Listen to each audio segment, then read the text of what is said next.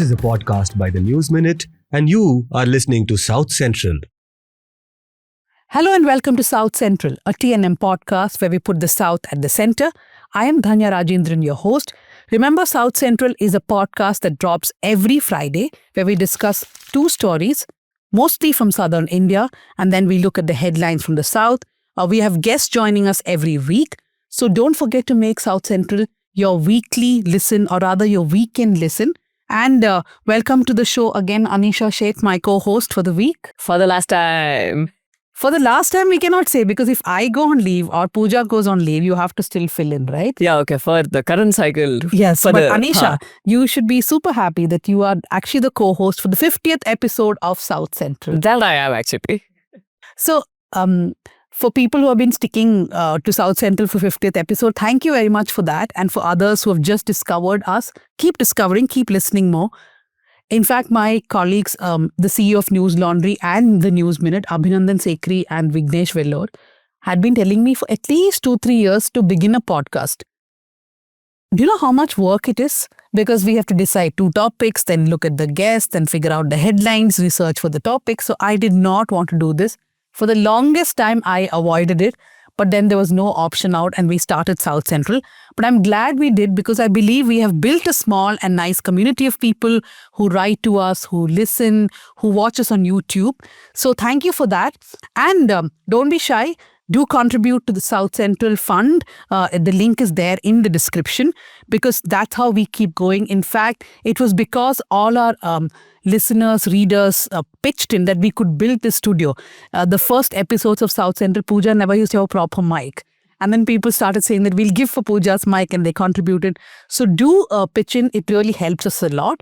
In this week's episode, we speak to an IAS officer from Kerala on the state's announcement that extreme poverty has been eradicated. And then we look at New York and Mamdani's win. Okay, before we go to the headlines, announcements, Sudipta Wandal's long reporting project is finally out. It's on the homepage of the News Minute. It's split in 2 parts. It's about the Tirupura-Kundram Hill in Madurai district of Tamil Nadu, which the BJP and other Hindutva groups are calling the Ayodhya of the South. The story is called Ayodhya of the South, a timeline of time immemorial. That's the first part. The second part is also out. That's called Tirupura-Kundram Hill, a Sang's South rehearsal. Now, when you listen to this headline, you might think that the story is just about how Hindu groups, including the BJP and the Hindu Munani, are trying to capture the Tirupura-Kundram Hill.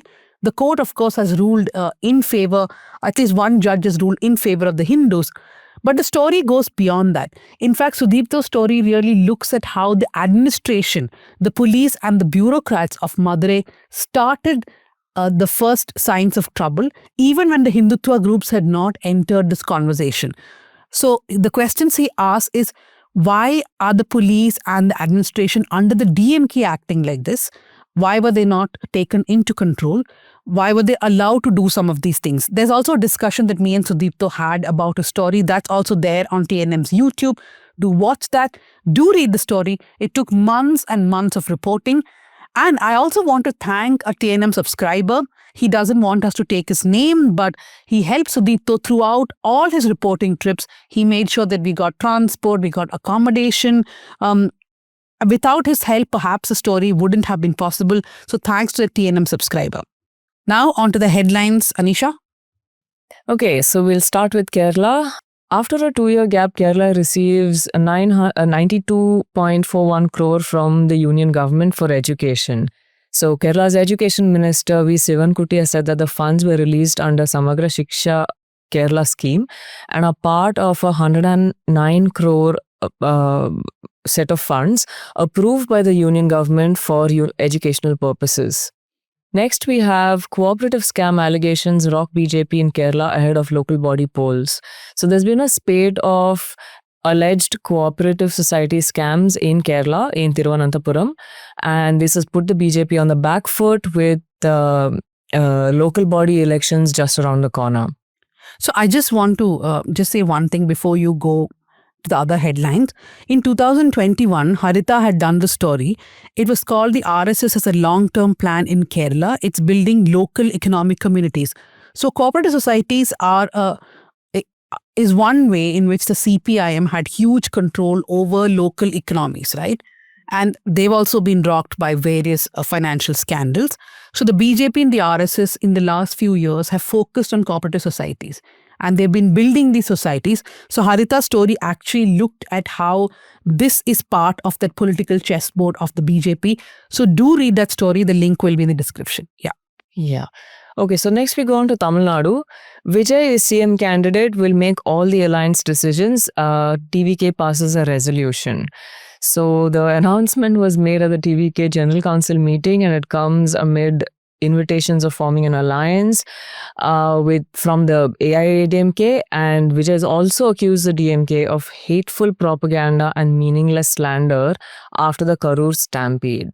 So did you just laugh while reading out the headline? Yes, because irony just died a million deaths, to use a cliche. And I don't even know how this man can become CM candidate. Like, his party. I think it's interesting. So two observations here. One is that for some days now, Vijay's party has been saying that, we won't form alliance. EPS has been saying that we are not talking to Vijay.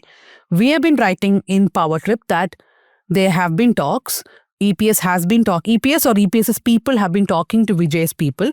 So from the announcement, there are two things, right? One, Vijay is open to alliances. Who is it going to be with? We don't know whether it's AIADMK, BJP, or a different third alliance. But the problem in the fact that Vijay is pitching himself to be the CM candidate, he cannot be with the AIADMK then. Because there is no way that EPS is going to vacate that chair for Vijay. Personally, I think Vijay is going to climb down. He will agree to the AIADMK alliance and not be the CM candidate. Just a hunch, but things can rapidly change. Yeah. Okay, let's see how your hunch plays out. So next we have the DMK challenges ECI's special intensive revision in the Supreme Court on 65 grounds.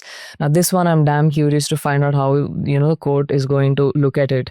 So the DMK petition has said that the SIR in Tamil Nadu will illegally disenfranchise lakhs of genuine voters through unreasonably short timelines and stringent documentation requirements. So we already had a South Central last week with Yogendra Yadav, where he explained exactly what is the problem with the SIR and how it has changed from what happened in Bihar to now. The Election Commission of India has made some changes. So do go back to the episode and listen, especially if you are from Tamil Nadu, Kerala, Puducherry, Gujarat, West Bengal, etc. These are the states and union territories where SIR has already rolled out. The DMK has gone to court while a petition is already pending in the Supreme Court, which has challenged the constitutionality of the SIR. The DMK's petition is also quite elaborate. There's one more headline of the Coimbatore gang rape. Quickly, we'll go through that. Yeah. So the Coimbatore gang rape, two accused have prior cases for murder, robbery. Police say the two of the three men arrested for the assault and rape of a 20-year-old student near Coimbatore Airport are repeat offenders with multiple pending cases, including murder, robbery, and extortion. So the two accused were caught after a brief gunfight, apparently, in Tudiyalur. So I just want to make two quick points about the Coimbatore gang rape. First is the Guna, Satish, and Karthik, the three accused, were arrested, but it is pretty shocking that this happened in Coimbatore and near the airport, that too. But I just want to add that there was a press meet called by the Coimbatore Police Commissioner, and the media asked such nonsensical questions. There was a male reporter who asked whether the woman was found half naked or full naked. In Tamil, he asked, Arai Nirvanama, Mulu Nirvanama. Then there were other reporters who were asking what happened to the male friend or boyfriend who was along with her in the car. And the commissioner actually said that he has not done anything wrong. This was when the cop was way more liberal than the journalists themselves, and so much of talk about what were these young people doing in a car near Coimbatore, near the airport, right? Whatever it is, that is not an excuse to really kidnap her and sexually assault her. And I felt the same dialogue had actually happened in Mysore also, when those two students were out and the woman was gang raped. But in that, if I remember correctly, the woman was not even ready to file a complaint. So I don't think that rape case went any further much. We'll have to actually find that out. Yeah, we Yeah. should. Moving on to Karnataka. The Karnataka High Court reserves verdict on ban on public gatherings without permission. So after the RSS planned to conduct marches across the state, the Home Department had issued an order on October 18th banning private groups and organizations or individuals from assembling in government-run or state-run institutions more than 10 people and without prior permission. So that order has now been, it's the verdict on this order which has been, which the High Court will pronounce soon. Next we have spot a litter bug, earn rupees 250. Bengaluru introduces rewards for reporting public garbage dumpers. I don't know if they've still announced. DK Shivkumar said he will announce, but the announcement has not come. But by the time this episode is out, maybe. Apparently, a person can complain thrice a day. That's almost like 750 rupees a day that you can make by Right. just clicking pictures of waste. It's actually a good job for people who want some extra money. Yeah. Next. Extra money. Anyway, Andhra Pradesh. Andhra teacher faces suspension after viral video shows students massaging her feet. So the ITDA project officer Swapnil Jagannath Pawar issued a show cause notice to the teacher Sujata and placed her under suspension under the Andhra Pradesh Civil Rules 1991. The things teachers make students do.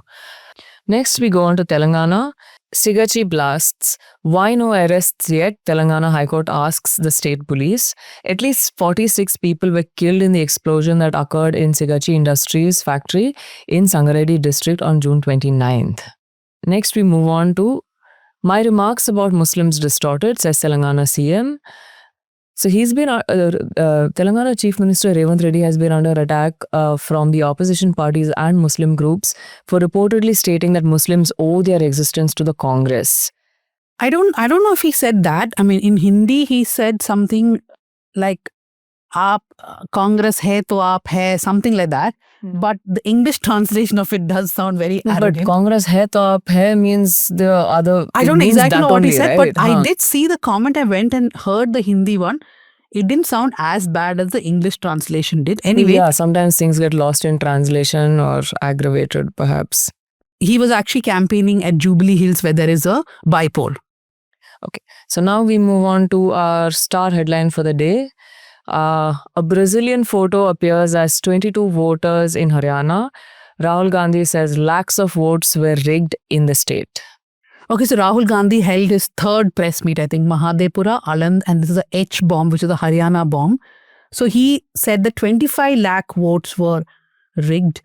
I don't know about all those claims. I think what the Congress has now proven is that the electoral rolls are as impure, as problematic as they can get.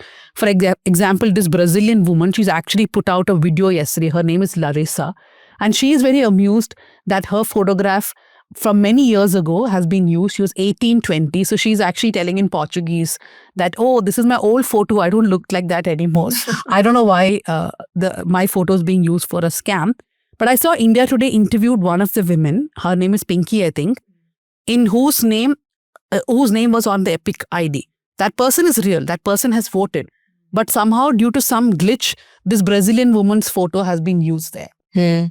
As a Portuguese woman, I think. So I'm not very sure about Rahul Gandhi's claim that all these votes were cast or all these were, fake Whether- votes. Yeah, because they should have done some ground check as to whether these people do exist and it was just a glitch.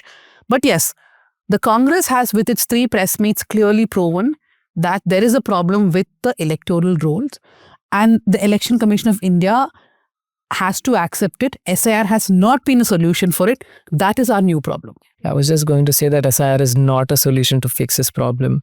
Okay, so we come to the end of headlines on the 50th episode. That was many headlines this time.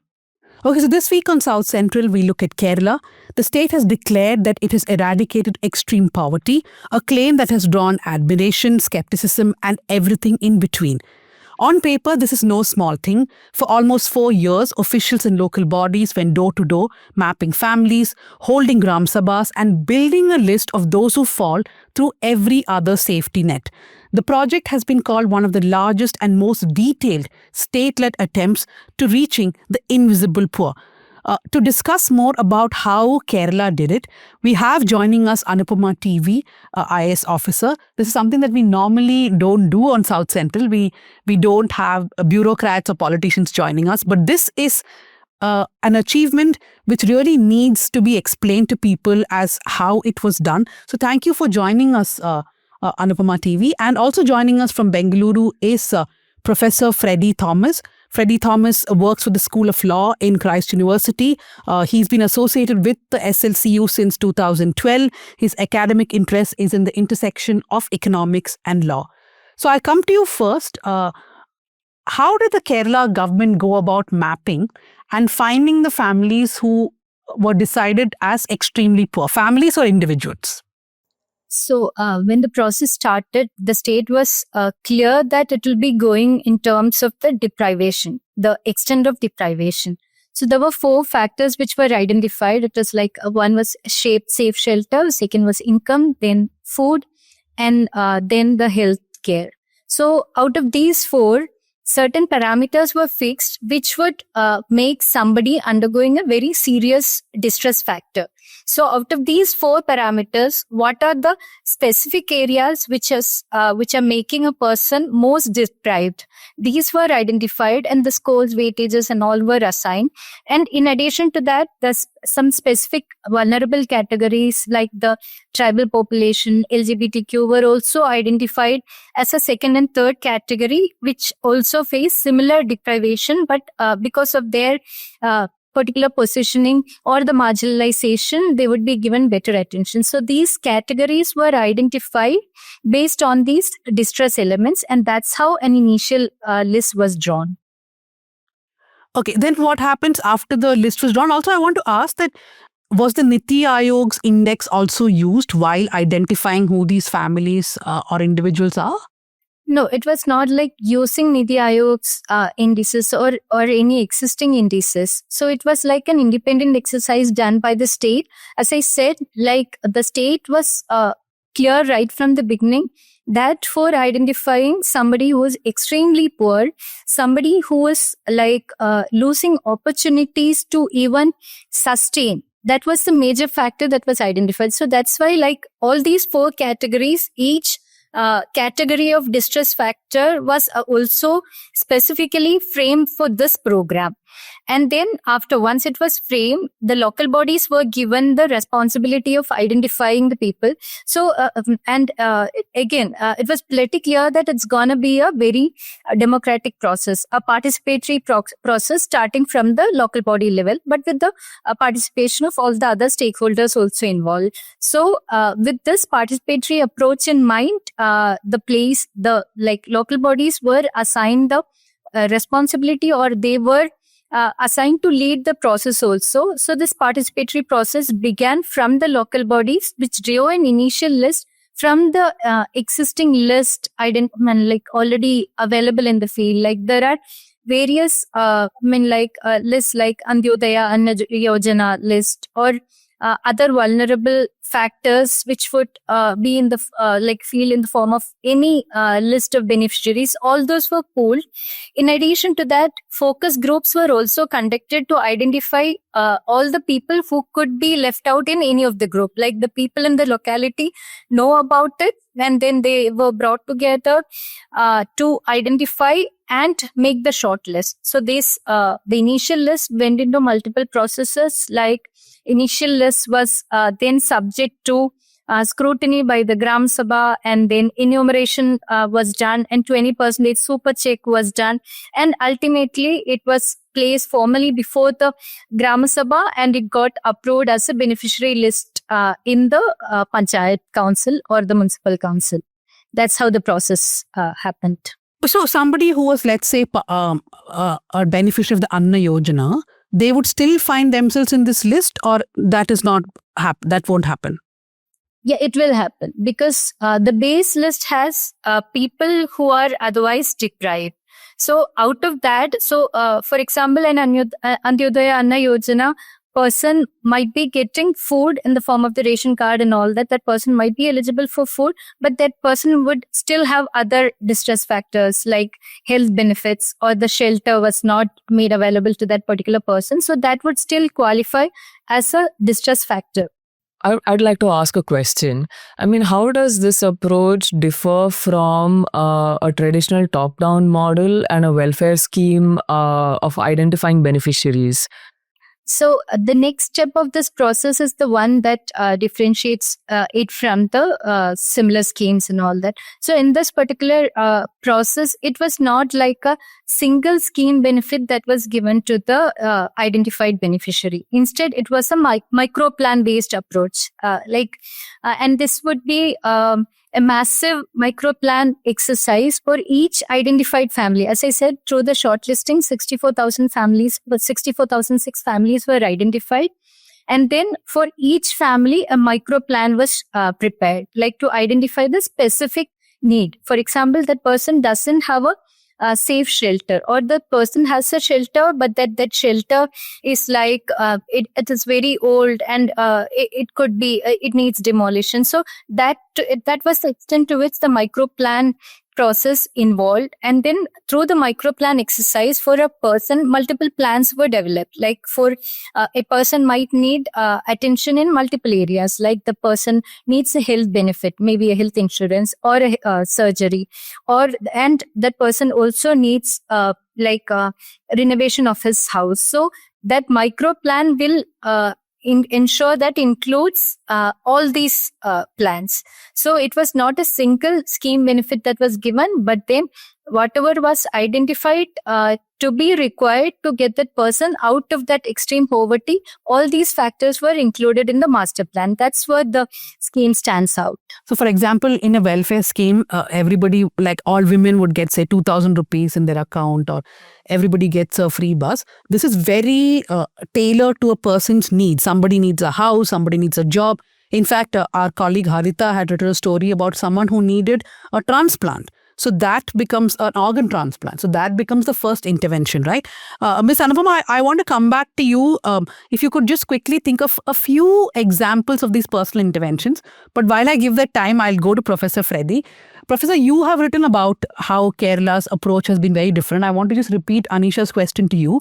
When you look from outside, how is this different from this traditional top-down approach?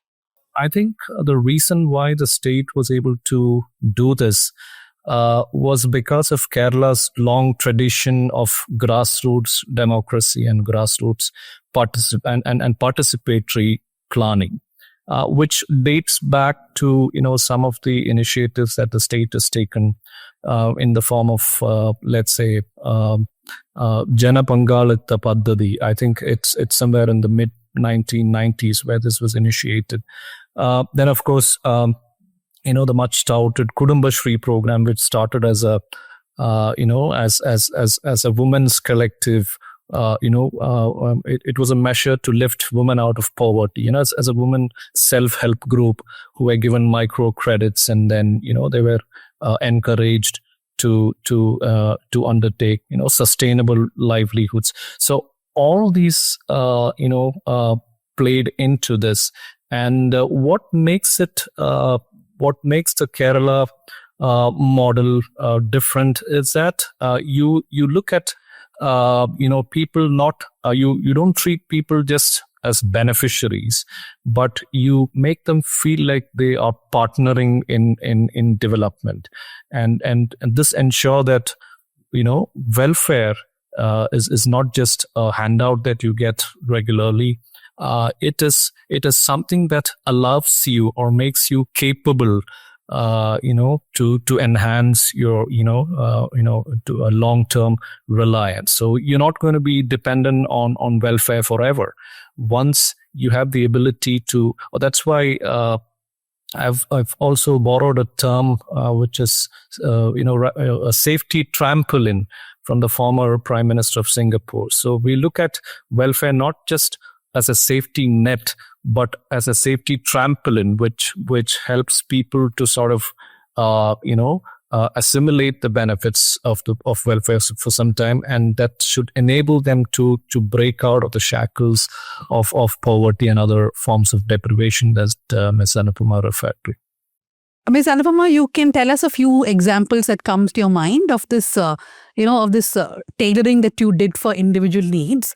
And I also want to ask you how hectic has it been, because you're the special secretary for the local self-governing department, but was it also a big triumph for you personally that this announcement could be made while you are the secretary of the department? Okay, I'll first answer that first question about the examples and all that. Before that, I'll just speak a few numbers about the micro plan also. Like, for example, for the as far as the micro plans which are prepared are concerned, the short-term plans were 77,557, and the medium-term plans were like 36,433, and long-term comprehensive plans were 30,696. I spoke about these numbers because I just wanted to clarify that it is not just one specific service for one family. So for each family, whichever are the interventions under each short-term, medium and long-term plan, that was given.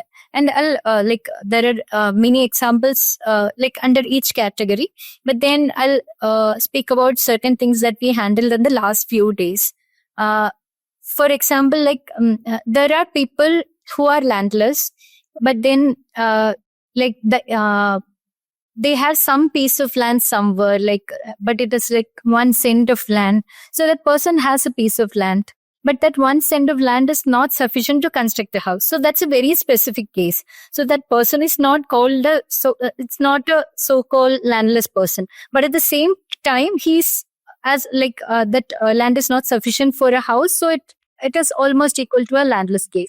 So that is a case that would come up to a higher level, that we need to interpret in a way that we need to find a solution for that problem. So I just gave the specific example because the issue was identified at the field level, but then it needed a solution. So it was escalated, and then we ensured that we come up with the solution for that particular problem also. Similarly, and you asked about the example. So one example of a person in Pathanamthitta. So in Pathanamthitta, it's just one of the examples. So that person his health was he was having a very poor health condition. So through this intervention, surgery was done by the health officials, and then after that he recovered. And once he recovered, he was in a position to do a income generation activity. So then the person was included under the Ujjivanam scheme of Kudumbashri, and he could start an income generation activity. So that's a very custom-made or a tailor-made solution for that particular person or for that particular family. So there are numerous examples which I don't want to explain everything, but these are some kind of very customized interventions that we undertook as a part of the program.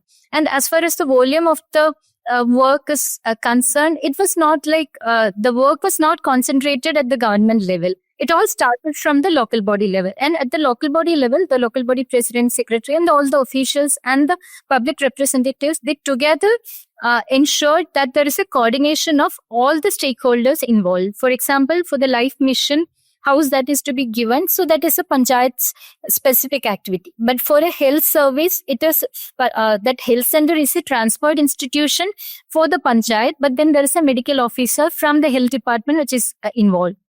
And for giving the food, a Kudumbashri self-help group is involved. So this kind of a coordination for each person, for each family, it happened at the local body level. So most of the work happened at the local body level, and in many cases, civil society support was also given. So that needed coordination. And there were some supports which were given by the other departments, for giving documents like the ration cards and all that. Then food and civil supplies comes into picture. So these activities were mostly concentrated at the the local body level, but at appropriate level.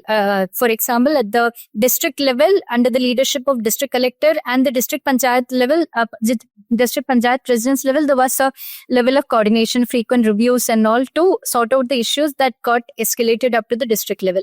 And at the state level, we had multiple meetings by the Honorable CM Minister and the ministers of the other department. For example, the land had to be identified and given to 2,700 beneficiaries. So the revenue department worked closely with us to identify the land parcels and assign the land parcels and all that. So the volume of work that happened was not just at one level, but it was happening throughout in multiple departments, but then with specific reviews at local body, district and the state level.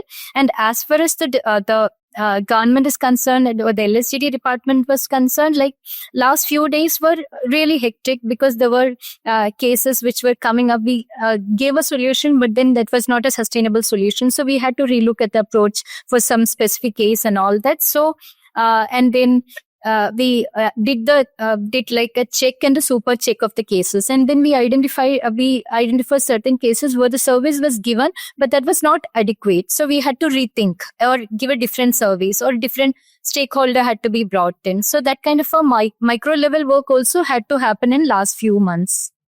So I've had a small question. I mean, why was this group called extremely poor and not destitute? I mean, it sounds more like, destitution that the government was addressing.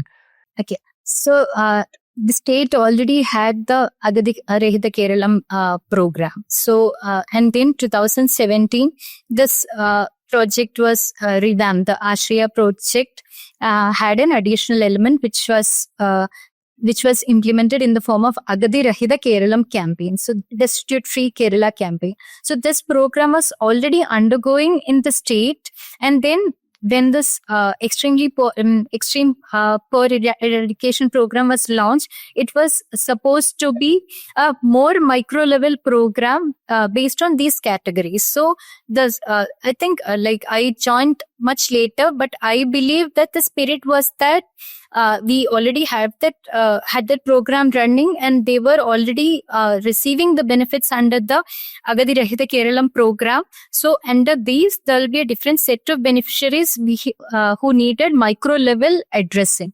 So I think that was the spirit. Okay, so I want to ask that poverty is not something just static, right? I mean, you all have done interventions. You said there's short term, middle term, and long term. But how will the government sustain this? For example, someone that you gave a shop. I was reading this example of a man, I think in Thiruvananthapuram. He was given a shop to run. He was a Gulf returnee, lost all his money, and then there's a small tea shop or something that he runs now. There are several examples of people who have been given these small occupations. But will the government keep a tab? Like, what is the actual plan? Will the government keep a tab of how these people are faring and whether new people and individuals are coming into this list? I just wanted to say that one health crisis is good enough to push anybody who has just recovered from poverty back into that cycle again. And most often it is health which is the tipping factor. So we already knew it, and we learned more about it during the process also. Because as I said, like an intervention was given in 2022 or 2023. But then as we went for the checks and the super checks during the last few months, we realized that was not adequate to sustain the condition of that particular person. So right now we have already announced it like a Tudar Paddhati. EPEP 2.0 has already been announced by the state, and we are already working on developing the guidelines on how to improve the or how to ensure that this program is sustainable, and we'll be focusing mainly on two things. One, the people who are already identified and lifted out of extreme poverty, they need to get a sustained income or sustained living conditions already assigned in the form of different programs that were delivered during the last few years. And the second aspect would be, there are people getting into this again, like each day, due to, as you rightly said, mostly because of the health conditions, or because that person had to go out of income, or the shelter, like a new family came and then that person is without a shelter. So all these factors can come. So this Tudar Paddhati was announced because we wanted to make it into a continuous scheme where the people who are newly coming, they'll be identified at an earlier level and will ensure that they will not fall into this. And second thing, those who are already, the beneficiary base will be under constant monitoring to the extent of lifting them out permanently or sustainably. And then in addition to that, we are also looking at other aspects of the sustainability, having more interaction with the public in a way that there is an identification by the public themselves, or reporting system will be developed. So we are already working on it. This was announced on November 1st itself. Okay, so I know that you have a very short window, so I'll let you go with just one more question. As an IAS officer, I mean, see, for all of us covering politics, it's really nice to hear that there are micro plans actually made for human beings, right? Yeah. And that there are different levels of government looking at these micro plans. But as an IAS officer working with especially Kudumbashree, all the local self-body groups, panchayat, what have your learning experiences been, and how, all segments of the government can really come together if they want something to work? Okay. So I learned about the microplan process during the Wayanad Mepadi rehabilitation, because I joined the department after the microplan process for the EPP was concluded. So former Chief Secretary Sharda ma'am told me about adopting the same microplan process for the Mepadi. So when we went to Mepadi, I had to learn the entire process. So the entire process that was adopted for the EPP for the preparation of the microplan, we learned the exercise, we formed a team, and we conducted the exercise, of course, again, in a more customized manner, or the stakeholders would be different. So during that process, what we found it really challenging than delivering the other schemes. A template scheme is easier to deliver, right? Because you set the guidelines first, and then we'll see who is fitting into the guidelines, and you just deliver it. But here it's not like that. Here you're identifying a problem, and every problem needs a solution. So I find it not only challenging, but at the same time it is rewarding also. Not for individually. I'm not talking just about my personal experience. The system is working towards a solution and not just giving a service. So in most other schemes, that's what we are focusing, right? We are focusing on the number of services given. Yeah, we gave pension to 1,000 people. That's an easier process. But when you're saying that solutions for the problems of 64,000 people were given, it needs a thorough thinking, discussions, and for each service delivery, multiple stakeholders will come. So for example, an organ donation. So we mentioned about the 7 organ donations that were done as a part of the process. So for one organ donation, the request has to come from one point, and then the organ donation registry at some other point, and then thereafter when the surgery happens, it is happening with a different, the coordination is by a different group. So each identified service needed multiple stakeholder interventions, multiple discussions, and it also the system had to be on toes all the time. It was not you make something and then you forget about it, because you are making a plan and you are monitoring the plan, and you have a dashboard where you are ensuring that the MIS is also fully operational, so that nobody is left out, and you have a proper monitoring mechanism and all that. So I would find it very challenging, and at the same time very promising and result oriented. So thank you for joining us, Ms. Anupama. She had a very small window. That's why Professor Freddy waited to keep you waiting, because I wanted to finish asking the questions to her and then come to you. So we heard from Anupama how the government worked, how at various levels they intervened. Sounds very good. But my question is, was this easier to do in a state like Kerala? Because you've had land reforms, you've had high literacy. So there is groundwork which has already been laid. Right? So poverty eradication is just built on the groundwork. So is it much more easier, and perhaps looking at a lot of other states, only a state like Kerala can actually do it now?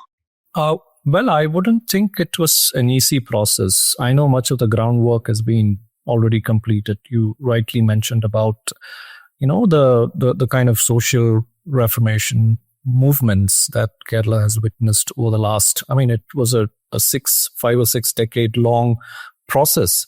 I think what complicates it is that it is, like I said, it's not a cookie cutter approach that the state has. It requires constant involvement and monitoring by, the local self-government and the local communities and the NGOs, religious institutions and so on and so forth. So I don't think it was an easy process, because what the state has tried to do is not to look at poverty from the threshold of statistics. What the state is indeed trying to do is to give poverty a human context. Okay.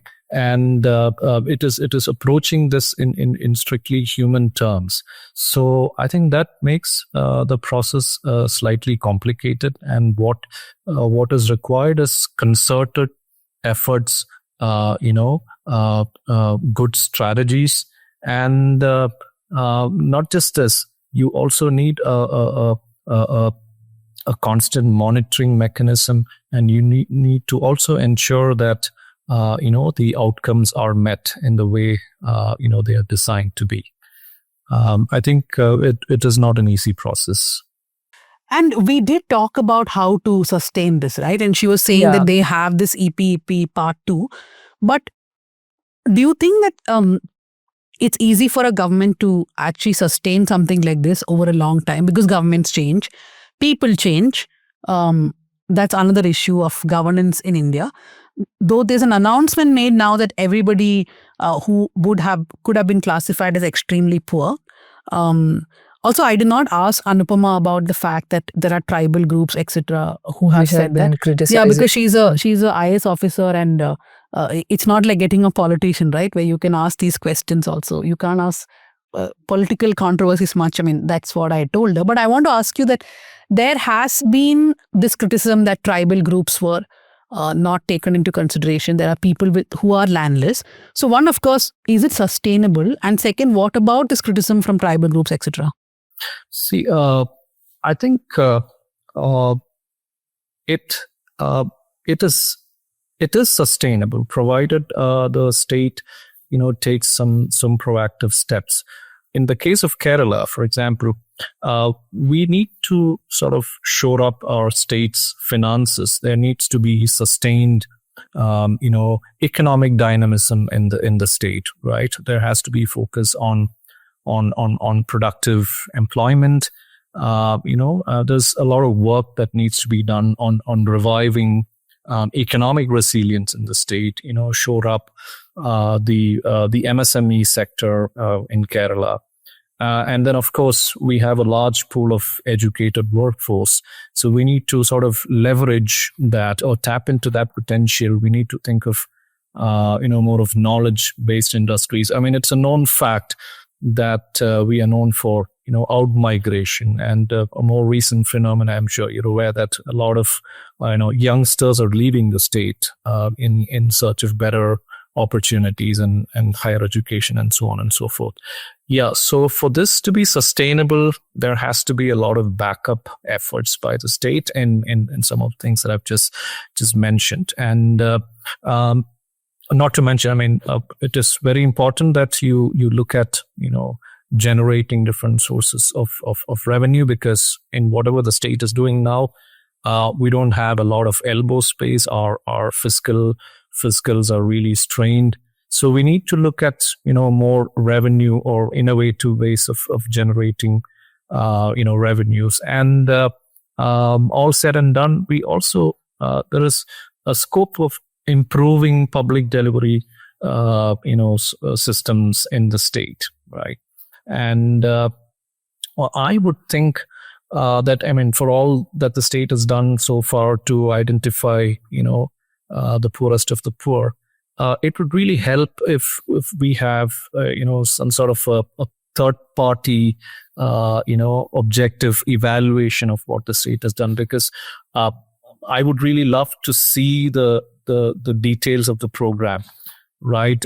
Because Ms. Anupama mentioned some numbers and, the methodology that the state adopted. So I recently listened to a TV debate where The state, one of the members of the state planning board said that they've used imaginative, ways of figuring out what the parameters are for this whole exercise. And I would really love to see that in the public domain, along with, the specifics of all these families that have been identified. So it has to be subjected to social scrutiny, and then we'll take it from there. But I think I have to really congratulate the officials. From the top down till the lowest rung for what they have achieved. But it definitely requires social and academic scrutiny. Yeah, and especially because there is criticism that people have been left out. Tribal communities are the ones which have been raising this, that people have been left out, right? So I think some more transparency on exactly who has been included and who has been left out would also help. I think the list is already out there, but somebody has to do a very clear analysis of who are the people who have been left out and why. And as she explained, there are several schemes. It's not just one scheme. People could have been in other schemes also. Yeah. So one of the things I found most interesting about this whole thing is that this is a tailor-made approach for everybody, right? And governments usually don't work like that. It's one size fits all, take it or leave it, right? If you don't meet the eligibility criteria, then you're out. So this also raises questions for how relations work between the union government and the state governments, right? Now, in a state, we are looking at the state government, in Kerala, we're looking at the state government having given up the top-down approach in favor of something bottom-up, right? So if you look at this, at the, center-state relationship, how would this affect, are there any lessons to be learned here for the union government in terms of, federal relationships? I think any attempt by the central government to move in this direction will have to consider the element of community participation and decentralization, without which something of this scale is not easy to achieve. One more reason why this is playing out in Kerala is because people do demand public services, right? And if there is a slip up in delivery, we have sounding mechanisms, and the media and the local community and the local self-government gets involved, and then there is a resolution to that problem. Be it, take for example, recently there was an incident involving medical negligence, right? That was picked up by the media, and then a resolution was found. Be it a high-handedness by a bureaucrat or a government official, or any slip-up that happens. So you're looking at a community which is highly aware, and they demand better public service delivery. And I don't really know if a lot of states in India, or citizens have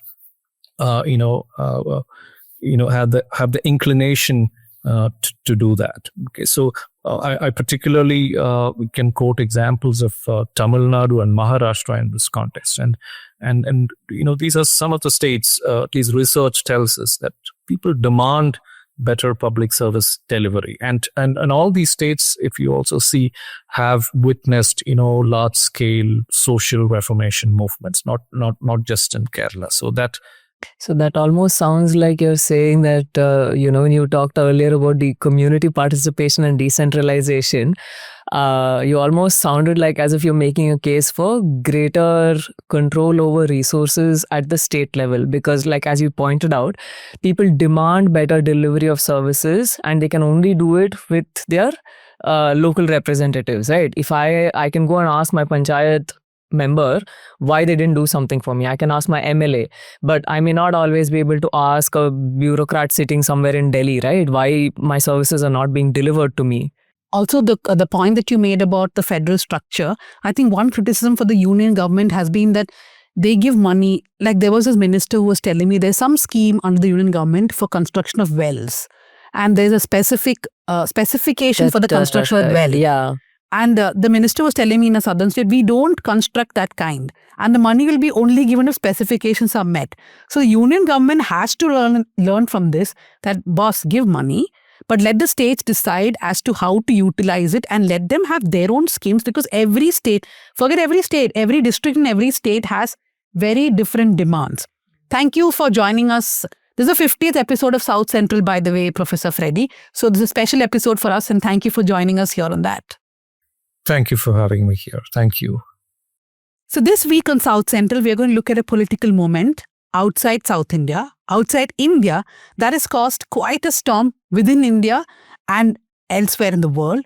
Zohan Mamdani, a 34-year-old democratic socialist, has become New York City's first Muslim mayor and youngest mayor in many decades. Immigrant too. Yes, he's South Asian. His win has been celebrated by many, but sections of the Hindu right wing, especially within the Indian diaspora, are furious. They've called him anti-Hindu and radical and worse things. So why does the political rise of an American mayor unsettle India's right-wing groups or even NRI right-wing groups? What I'm most excited about is the fact that today joining us is Prajwal Bhatt. For people who have been following the News Minute, Prajwal used to be our Karnataka reporter, still our Karnataka reporter, because he will keep sending us stuff that we missed or stories that we should do. But Prajwal is in New York and he's been covering the elections and writing quite a bit about it. So Prajwal, welcome to South Central as our New York expert now. Happy to join you always on News Minute. What is this? Yeah, New York has gone and elected a communist as your mayor? Almost everybody I know is getting a copy of the New York Post, which is the Rupert Murdoch owned tabloid that's been writing anti-Mamdani pieces. They have a headline that shows, the picture of Mamdani shown as a devil. And so everybody on the left is actually picking it up in the irony of the rage that is his election has kind of sparked. So it's a historic election because more than 2 million people voted, which is more than what the voting numbers were for the last 50 years. And more than 1 million of them voted for Mamdani, and a record turnout of the voters between the age of 18 and 29. So it was great to see that there was a significant mandate for the socialist politics that Mamdani has been advocating for. You wanted to know more about the Hindu right and their response to Mamdani's campaign, right? So for the longest time, the Hindu right actually did not wake up to the fact that Mamdani has held these views in the past, where he has been critical of Modi, where he's read out notes from Umar Khalid in a protest meeting in New York. So it was only towards the end of the primary campaign that the Hindu right actually organized something that opposed Mamdani. And even then, it did not happen from New Yorkers, because they flew a banner over the Hudson River saying, reject Mamdani, Mamdani is anti-Hindu.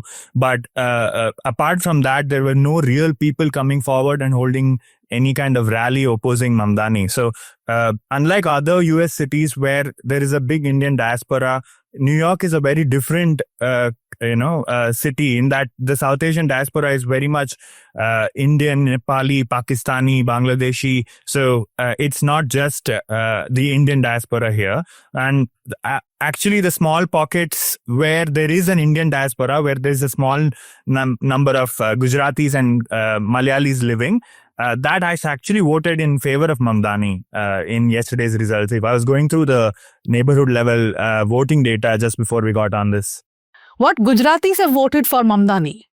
Yes, actually the Indian population in New York has largely voted for Mamdani. The Indian population doesn't live in like one particular ethnic bloc. They're spread out across the city. But there are two pockets in outer part of Queens where there's a significant number of Indian Americans living. And actually Mamdani was part of the Indian Independence Day celebration in this corner of New York. And even though there were a few people who opposed his politics, almost all of them were taking selfies with him. So it's that, over the last year, his campaign has kind of swept up a lot of excitement among Indian voters. And in fact, after some pushback in the beginning from the Hindu right wing. There has been actually a group that organized in the name of Hindus for Zoran, which has done many events highlighting the fact that Mamdani is somebody who, is a co-sponsor of a bill that wanted to bring Diwali as a state holiday in New York, and among other things has done so much for the Indian community here. Tell me something. You said that young voters turned up a lot, right? So what was the aspirational, value for Mamdani? I was reading an article, I think it was in India Today, I'm not sure, which said that Mamdani did a Kejriwal in New York. Basically aspirational, anti-corruption. There was a speech, I think the debate in which he said that my integrity cannot, your experience cannot replace my integrity, and my integrity is not something that you can have. Very Kejriwal-like dialogues, but is that really correct, that comparison? See, I know that the News Minute in India has done some outstanding work looking at electoral bonds and electoral trust and the funding of political parties. There has been a similar level of interest in looking at the finances of candidates in this election. And this interest is specifically looking at the super PACs that have funded Andrew Cuomo's campaign. There was a report which suggested that Cuomo raised over 40 million, while Mamdani raised only around 10 million, meaning that Cuomo had 4 times the financial muscle of Mamdani's campaign.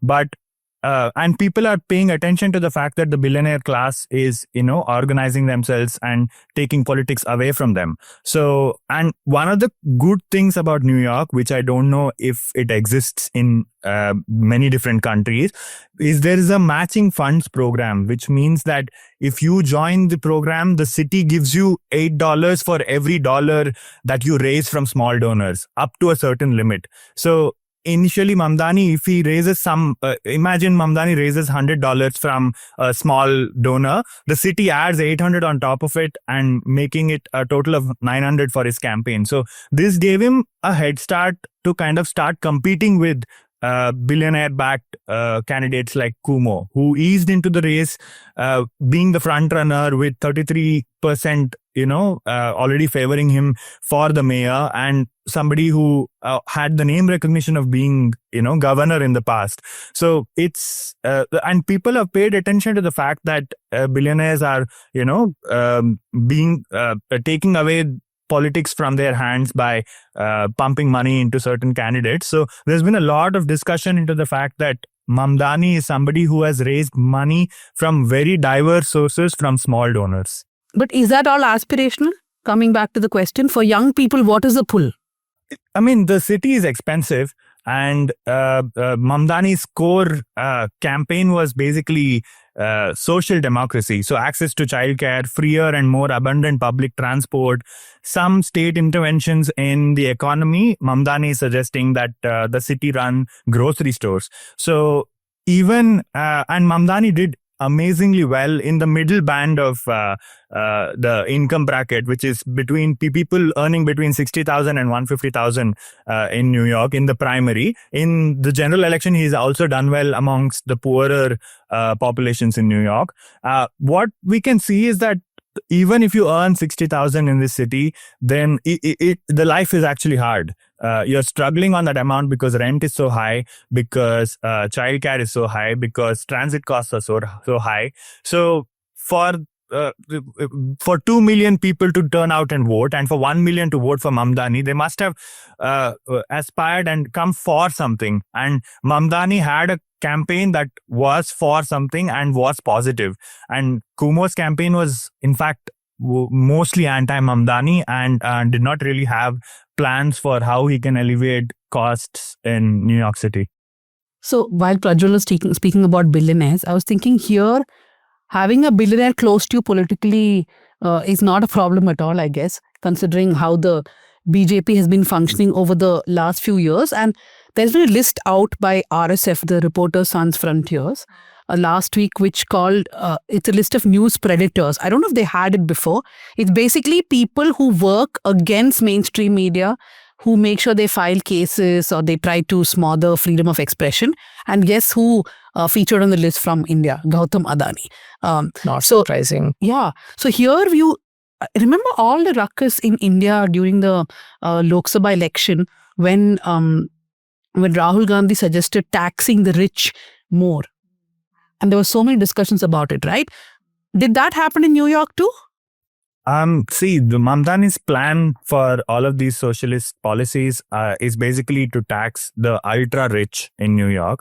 And if you speak to a lot of people, I mean, this city is insane because there were bars packed and watching the mayoral debates in the last 2 weeks. And there were bars that were packed yesterday for watch parties for celebrating Zoran's win. So it's a very engaged citizenry. It is also a citizenry that's looking closely at the money. And I think that you can see it in the way they've turned out to vote in this election, that they are rejecting the politics of the past that Mamdani refers to, which is, which is actually a defining battle within the Democratic Party that Mamdani is part of.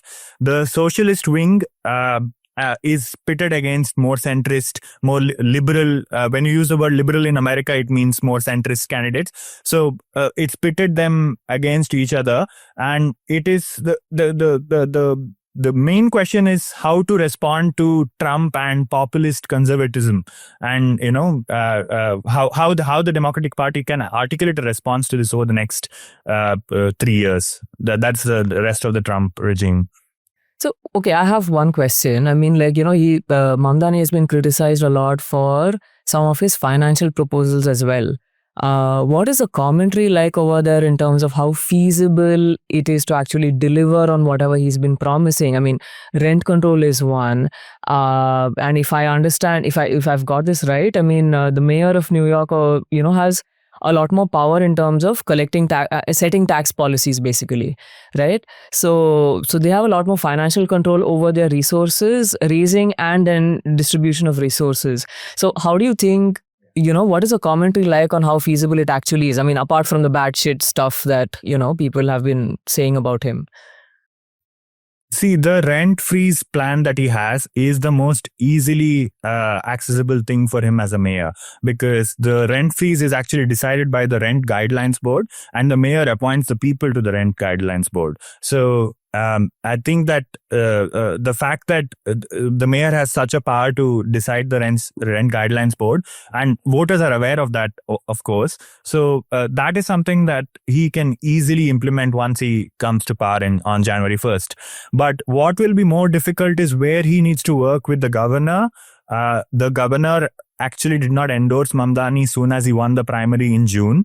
And in fact, there was, a long time where she was non-committal, and only in the last few weeks she has endorsed Mamdani.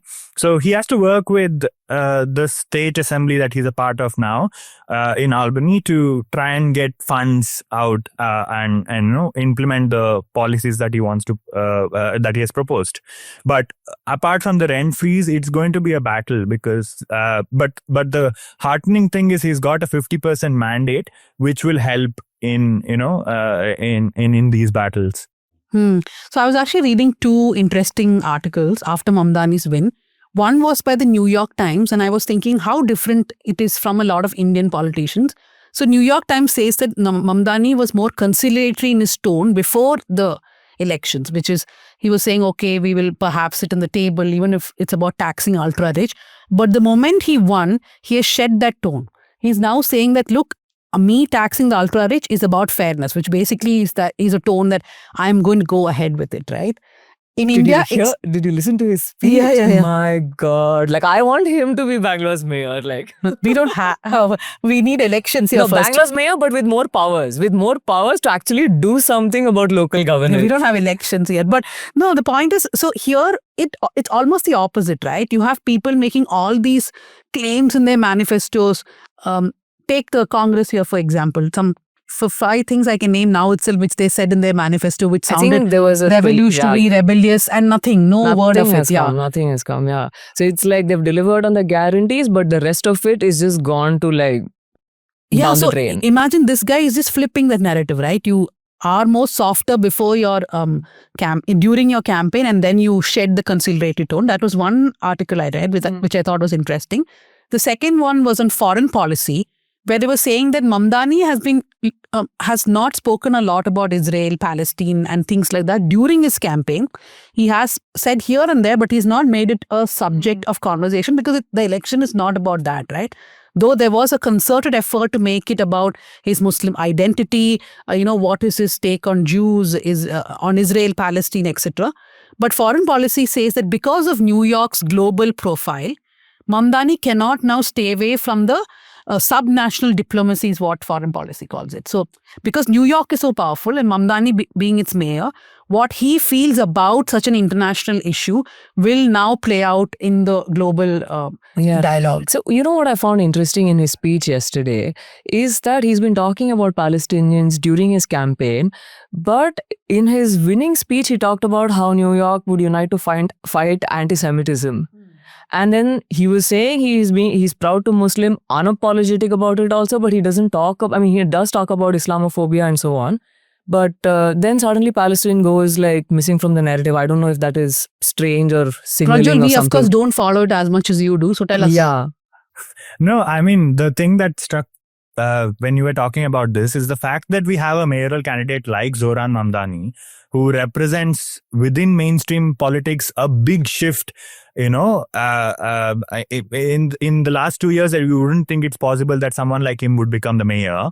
And I think that the student protests that happened here in Columbia and other universities had a role to play in all of this, because we really don't know what the Jewish New Yorkers are actually thinking, because even though this is a country that does a lot of polls, there has not been a proper poll with, a good sample size that looks into the opinions of the Jewish community, especially among young voters. Because anecdotally, when I've been reporting, I've found a lot of young voters telling me that they're trying to convince their parents about, their positions, and then Mamdani's positions on Israel and Palestine, because he's the candidate who is the most supportive of the positions of the student protesters. So there was no other candidate that actually, shared the enthusiasm he had for the student protesters. So it's true that in the last few weeks of the campaign that he has spoken less about Palestine, but that I think is the general compulsion of being in a general election, which is very different from the Democratic primary, where he was trying to win over the vote within the Democratic Party. In a general election, even Republican voters are there. So that conversation even happened within the Indian American diaspora in New York, because Mamdani actually went to campaign at the Baptist Temple in New York, and the Baptist Temple has faced a case in the past. Even though the DOJ has now closed the investigation, they were accused of trafficking workers from India on the basis of their caste. So then the Mamdani campaign would have been well aware of this, because this is well publicized. But even then, his campaign went to canvass for votes at the Baptist Temple. So yeah, I mean, it's the compulsions of running for the mayor of such a large city. So in the general election, he did have a big tent, with which he was trying to get votes from. Okay, so before we quickly wrap up, Prajwal, what has been the misinformation and disinformation in this campaign? As a journalist, you would have watched out for that a lot, right?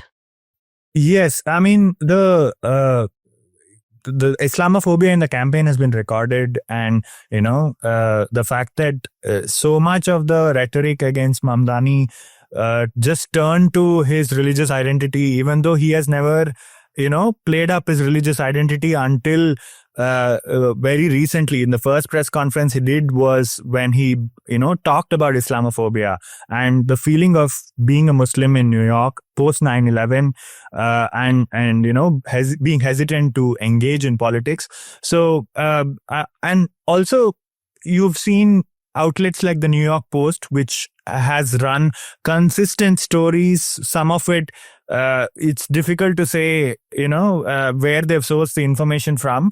And this definitely has affected one part of the electorate, which is the far right, both in the Indian American diaspora and also the US far right. But I have to say that the response from the Mamdani campaign, the way they have been on the front foot in kind of responding to some of these disinformation campaigns, has also been good, which also helped that he didn't reach a situation where there was a lot of pushback against him.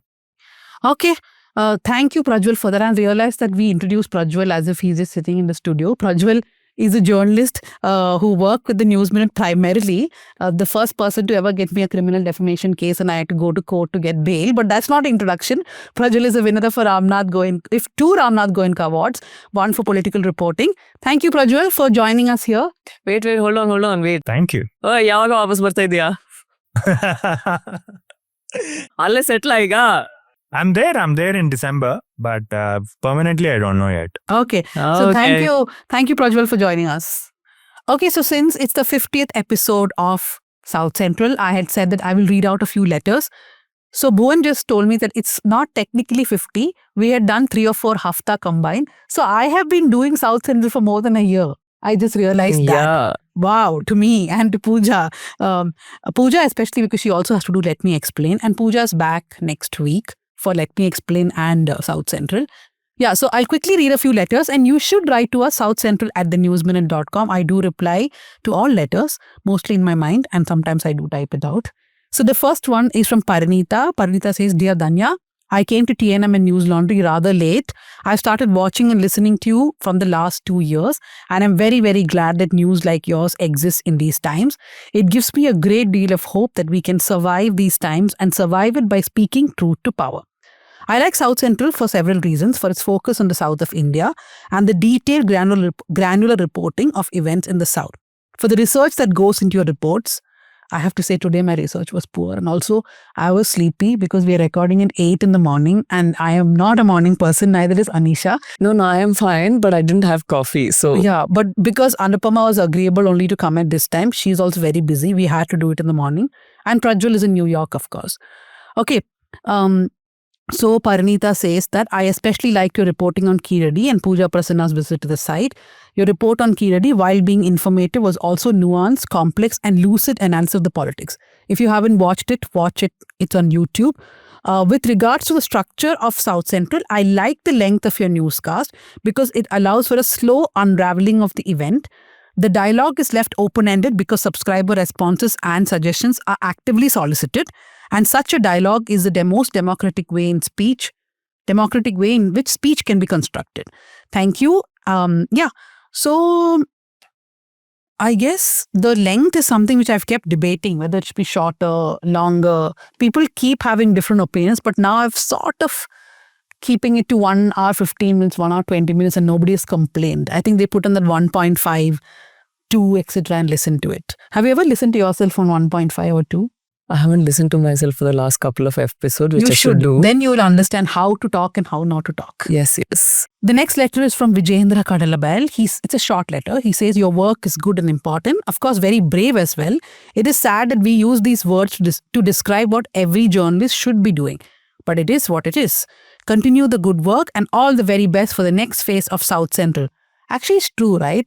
Yeah. That you have to call a journalist brave while... But you know something, a few years ago, I would have disagreed with this view that people shouldn't be praised for doing exactly their job. But in some cases, I mean, to some extent, I'm now like, because people do so much shit all the time, right? And it is so normalized. I feel we actually need to tell people, praise people, acknowledge it when they do something nice. So here's kudos to all those journalists out there who are doing some fantastic work. I was reading this article in The Wire saying that Hindi journalism has moved on to YouTube while English is still doing long pieces. We are those people who are still doing long pieces. For example, please read Sudeep To's piece. It's 16,000 words only. Anisha is writing on RSS and Lathis soon. Okay, next letter is from Nitesh. Again, small letter. All the 49 episodes have been a breeze, barring the one that had Mohandas Pai. Dang. Yeah, we agree with that. It was an experiment. Mohandas Pai came for South Central and now he's like, I don't like Danya at all. He's always on Twitter saying, quote tweeting me and redirecting a lot of abuse in my direction. Anyway, Nitesh says, look forward to many more Fridays for the new episode drop. Hope you win the Reporters Without Borders prize. Nitesh, thank you for the wish, but I don't think that's happening. But it's okay. Being nominated itself is like a prize for me. Okay, Prakyat says, hello South Central team. It's a podcast I've looked forward to and listened to since its inception without giving a miss. Thank you, Prakyat. If there was a prize for most, Dedicated listeners. we will definitely give that to you. It is everything that a traditional news podcast program isn't, that is run by a compromised media magnet. North India centric, male chauvinist, insensitive too, which we are not. Yeah. I can honestly go on how flawed others are in comparison. The podcast is invaluable for keeping me abreast with events that transpire back home and making sense of them with a nuanced perspective. This is very different. I admire the fact that you have a diverse panel, even if it sometimes involves the likes of a Mohandas Pai. This makes sure that you are not pigeonholing yourself and the audience. I think we should have one episode like this every 2 months because the memory of that is so stark for people, right? Kudos to you, Pooja Sudipto, for the occasional appearance. He should be a frequent podcast panelist, but to get Sudipto to the studio is a task in itself. Thank you very much, Prakyat. Next letter is from Shreyashi Chatterjee. Shreyashi says, congratulations on the 50th episode. I remember being super excited about the launch back when you discussed it with Abhinandan and the team at NL Hafta. Yes, he had been telling me for many, many months before that. My weekends are incomplete without South Central, and I'm glad that you're experimenting with different formats and ideas, such as having Yogendra Yadav last week as an expert. Bravo to you and all your co-hosts, Anisha. I look forward to much more from the team. On that note, I'd like to congratulate you on your nomination at RSF, and if you do travel to Paris for the ceremony, I'd be happy to catch up or be of any assistance if needed. I don't think I'll be traveling to Paris because You haven't yet won the award. You haven't not won only that, even for like Oscars, they will tell everybody to come, right? But they haven't said anything, and filling a visa form is really the last thing I want to do at this moment. But thank you for the invite. Aditya Sri Krishnan says, congratulations on 50. Absolutely love South Central and I never miss an episode. Good job, Aditya. Really enjoyed the episode discussing the Election Commission's credibility crisis. That's the one with Supriya Sharma. And Supriya's reels went so viral, I told her, do it more for Scroll. She's editor of Scroll. And the one on Vijay Mallya. Oh, that's the one we had Sucheta Dalal. Yes. And a favorite guest would be Miriam Joseph. Miriam is a member of WCC. She's a filmmaker. Thank you that you enjoyed all these episodes. Aditya says the couple of episodes on TVK, which is Vijay's party, was also great. It was enjoyable to hear widely differing views on Vijay's potential as a leader among TNM journalists. That is Shabir and me. Obviously, we differ a lot on that. What is IIRC? I don't know. What is IRC? We have to some short form or something. I am very bad at the abbreviations. So my former boss, IIRC is if I remember correctly, if I recall correctly. So my former boss, he'll say, the nation wants to know. So he once sent me a text in the night saying FYI. Those times only messages were there. So I texted back saying, sorry, but what is FYI?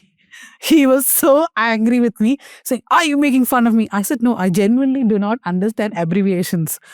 Okay, Prahlad Murli. Hi TNM team, hope all of you are doing well. I've been a happy subscriber for the past week. Congratulations, Prahlad. Please open and read Sudipto's story first, then go and read these stories and read lots of other stories behind paywall. And everybody, be like Prahlad, take a subscription. I want to thank you for consistently maintaining such high standards in journalism. I have one request regarding the recent Women's World Cup victory. Could you please consider a special episode on South Central? It would be wonderful if you could bring in Sharada Ugra for the discussion. We already had a South Central without it, but Prahlad, we are going to have Let Me Explain, hosted by me this week on Women's World Cup. I don't know if I'm going to make much sense, but do look at that. We did ask for Sharada's inputs before we wrote that script. Maybe we'll have a discussion next week. Bhuvan would love it. Maybe Bhuvan should sit for the discussion and not me. Yeah, he plays cricket also. Yeah, he's a cricket champion. Okay, Mohammad Umair. Hi South Central team. I loved the episode on Umar Khalid. The guest Shahrukh ma'am had put the case succinctly and her eloquence was addictive. Yes, I absolutely love Shahrukh Alam. And as I said in the episode also, much better than Shahrukh Khan. I love Pooja Prasanna the most. I watched her first time on News Laundry when you people were doing election coverage in Karnataka. Her way of speaking, her humor, her nuanced perspectives and her LME episodes. Big fan of hers. Pooja, I tune to every episode of South Central and I wish the podcast all the very best. Okay. Thank you, Umair. Two more letters. Manan Shah says, "Hi Dhanya." Manan writes frequently. I met him at Media Rumble also. He's talking about Dashwant. It's a very long email. So he says we often ignore realities of the police, politicians, bureaucrats and judiciary and go on with our lives thinking how does it matter, or just accept what it is and try to figure out our own lives. So he says the article that Sukanya had written on the Dashwant case was an eye-opener. Not that he had any faith in Indian judiciary. This case completely voided me of any trust in Indian society, polity or judiciary. So in the letter he says, I feel bad even for Dashwant. Let's assume for a second that he is in fact innocent, which is not a stretch, given that the Supreme Court has declared so. He was not provided a lawyer for weeks. He has been completely abused in the media and on the basis of no evidence. Forget even reasonable doubts. Human rights are another joke in this country. In all this, I think the biggest criminals are the people of India. Criminal negligent, multiple generations of ancestors fought for independence. The Indian state has abandoned all its responsibilities towards citizens and there's no one willing to oppose it. This is not only Modi or RSS making, even Congress and all political parties are equally responsible.